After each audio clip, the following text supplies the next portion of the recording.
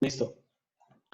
Hola, muy buenas tardes. Ando aquí con mi compañero y colega Brian Castillo Torres para hablarles sobre un libro muy interesante, el cual se llama La estafa maestra de los autores Nayeli Ronald, Miriam Castillo y Manuel Ureste.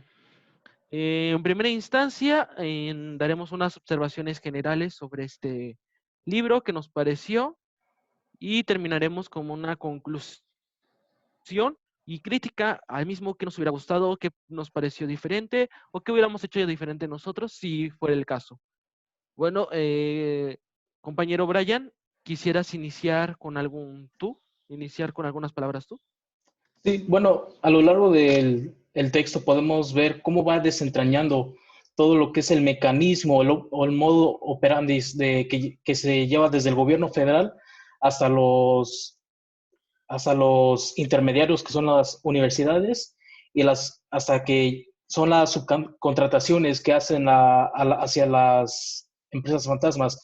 Es bastante complejo, pero sí es bastante remarcado la participación que tiene el gobierno federal, las universidades, los servidores públicos, las empresas fantasmas mismas y los partidos políticos que podemos ver desde la estafa maestra hasta el tan sonado caso Odebrecht. Efectivamente, pero creo que lo principal de este libro es que lo podemos dividir perfectamente en tres puntos principales. La primera es el desfalco a Pemex, el segundo es las personas que estuvieron involucradas o las mentes detrás de este escándalo, porque no hay otra forma de llamarlo, aparte de bulo, y el desfalco a las universidades. No sé si tú estés de acuerdo con esta clasificación del libro. Estoy totalmente de acuerdo con tu clasificación. Bueno, algo que me gustaría resaltar del libro es de cómo nos marca el libro que hay veces que ya ni era tan evidente la forma en que desbalcaban o quitaban o sacaban dinero que parecía hasta ya ridículo.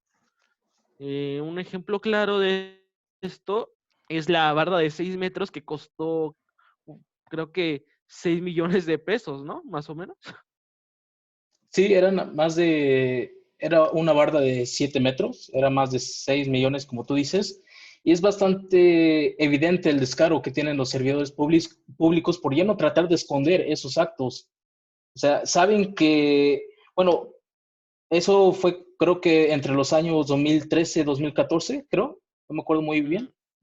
Sí, cuando esta Entonces, Rosario Robles estaba al frente de Cedesol.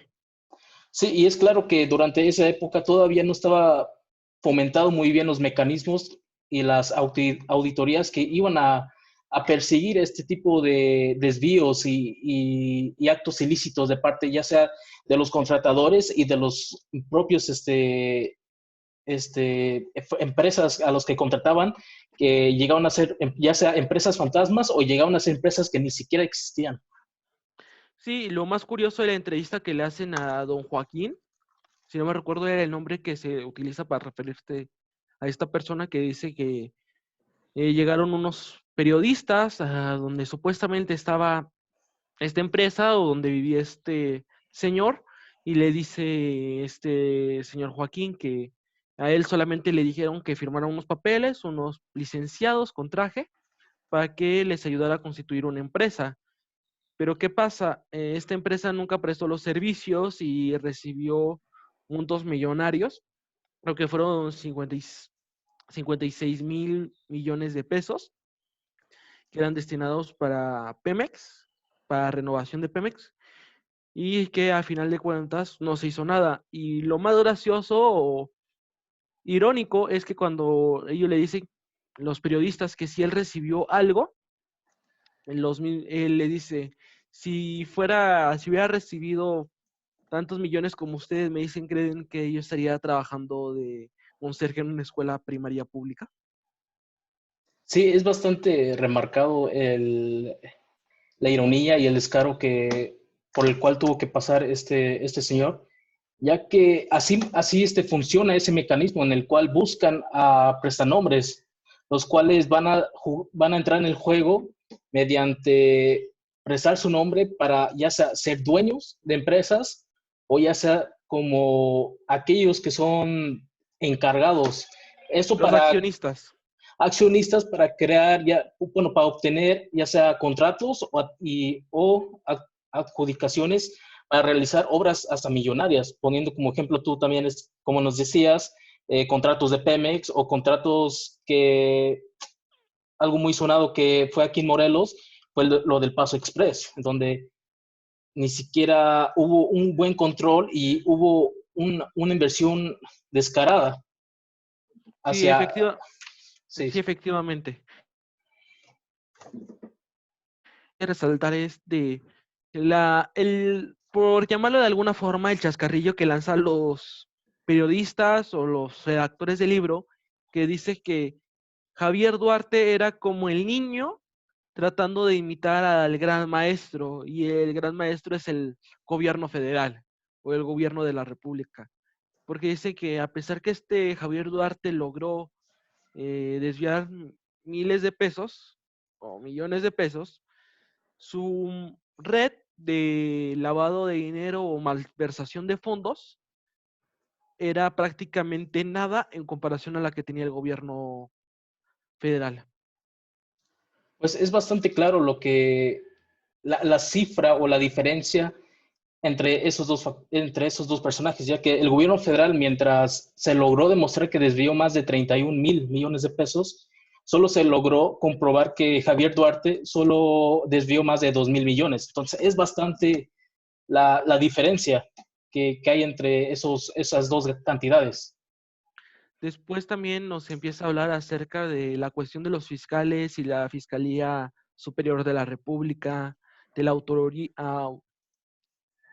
Auditoría Superior, que realmente se mandaron muchos papeles, pero a final de cuentas no recayó en una sanción o un procedimiento penal sobre los posibles eh, personas involucradas en este desvío. Si nos referimos a posibles, es que hay algo que se llama presunción de inocencia, y hasta que no haya sentencia firme no podemos llamar que son culpables. Sí, o sea, por lo que podemos ver y en el texto se nos explica que lo que es a partir del 2007, cuando empezaron a ver estos rastros, hasta el 2013, el mecanismo que ya estaba establecido no podía hacer nada para perseguir o enjuiciar a estos actos.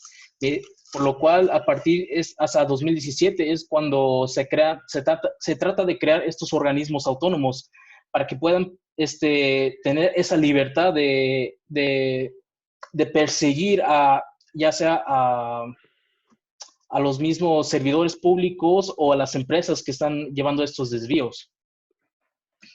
Sí, efectivamente, pero lo más resaltante es de cómo se da esta malversación de fondos, que en el caso de las universidades es de que ellos dieron contratos a más de 189 empresas, que esas tenían contempladas que más de 80 de estas eran fantasma y 46 ni siquiera existían. Si no me recuerdo, ese era el dato que maneja el libro.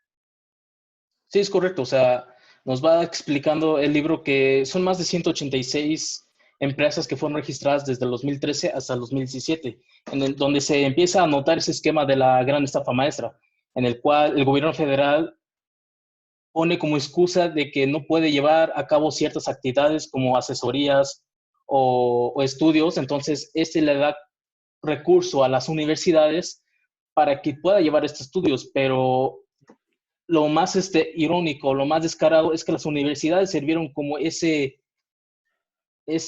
intermediario para desviar los fondos, ya que las mismas universidades subcontrataban a otras empresas, ya sea empresas que se sabía por el SAT que no eran de fiarse o empresas que ni siquiera existían.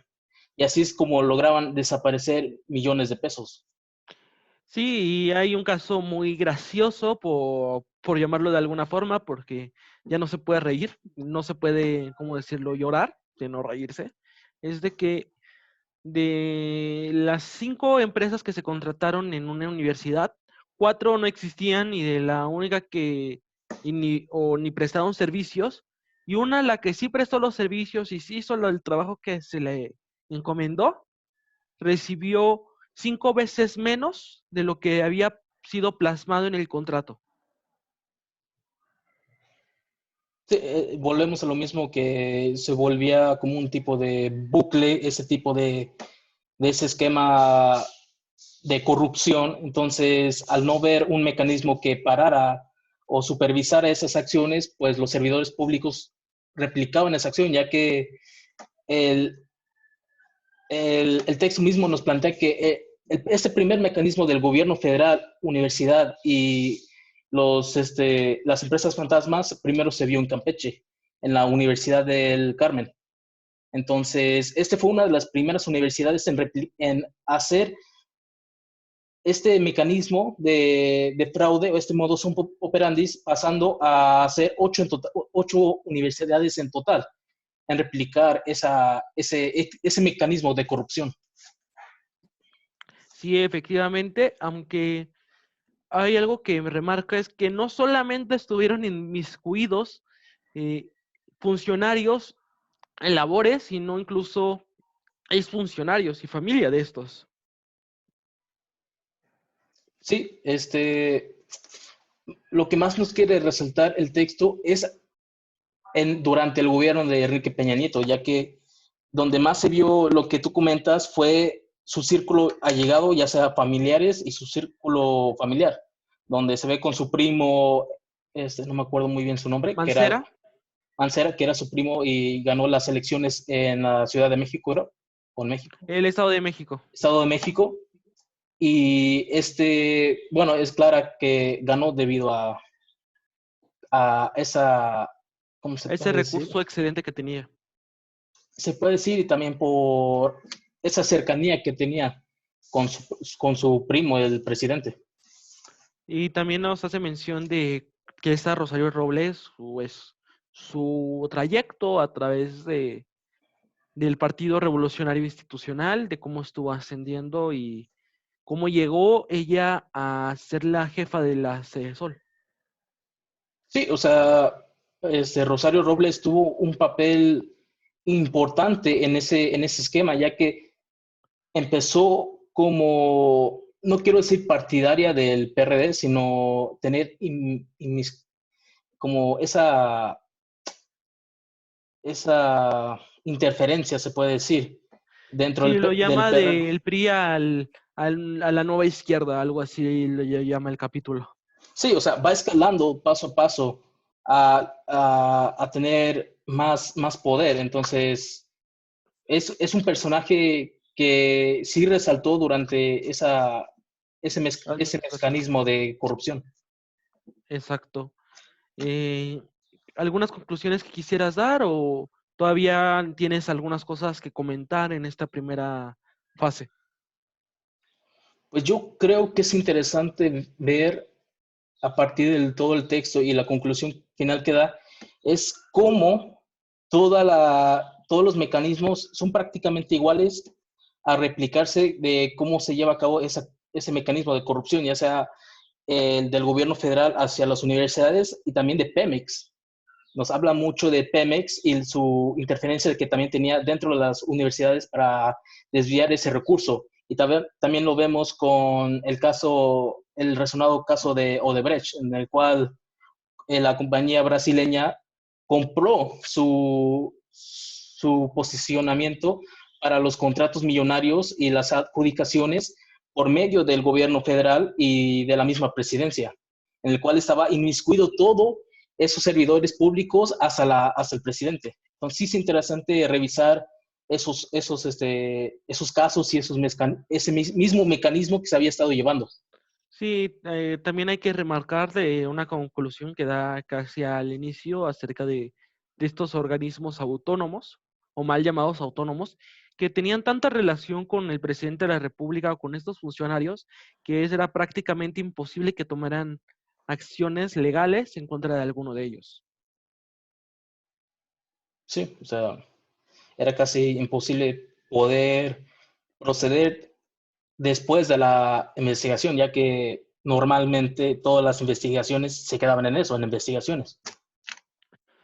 Ya por último, y creo que lo que ya como conclusión por parte mía de esta fase final, ya después iniciaremos como la crítica o lo que nos gustaría o alguna reflexión final, es de que el libro nos remarca sí, cómo fue el funcionamiento de uno de los más grandes desfalcos, porque es el que nos enteramos, pero ¿quién nos puede asegurar a ciencia cierta de que este no haya sido el único? Pudo haber existido hasta más. Sí, es claro que es bastante irónico, no irónico en la mala forma, sino irónico de que hayan tenido que ser periodistas y no estos mismos mecanismos que son del Estado para detectar estos desfalcos, esos desvíos millonarios.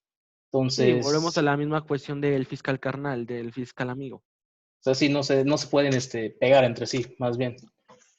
Ujú.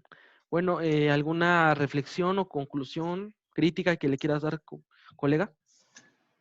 Creo que compartimos la misma idea de que el texto es bastante complejo, es muy técnico en algunos aspectos, entonces sí es de considerarse hacia más bien esa crítica que debería ser accesible en terminología a un público más amplio.